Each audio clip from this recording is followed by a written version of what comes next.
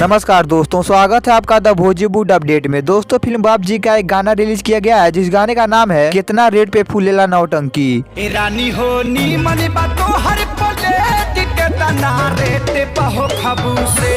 दोस्तों, इस गाने में अपनी आवाज दिया खेसारी लाल यादव, ओम झा और खुशबू तिवारी केटी ने। इस गाने को लिखा है यादव राज ने और गाने में अपना म्यूजिक दिया है ओम झा ने। इस गाने को यूट्यूब पर वर्ल्ड वाइड रिकॉर्ड के ऑफिशियल चैनल पर रिलीज कर दिया गया है। आप जाकर इस गाने को सुन सकते हैं।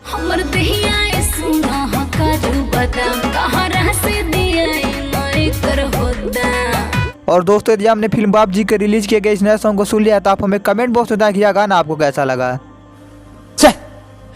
ओ भाई, मारो मुझे, मारो मुझे, मारो। और दोस्तों, वीडियो पसंद आए तो लाइक कीजिए, शेयर कीजिए और साथ ही हमारे यूट्यूब चैनल द भोजीवुड अपडेट को सब्सक्राइब कीजिए। मिलते हैं अगले वीडियो में।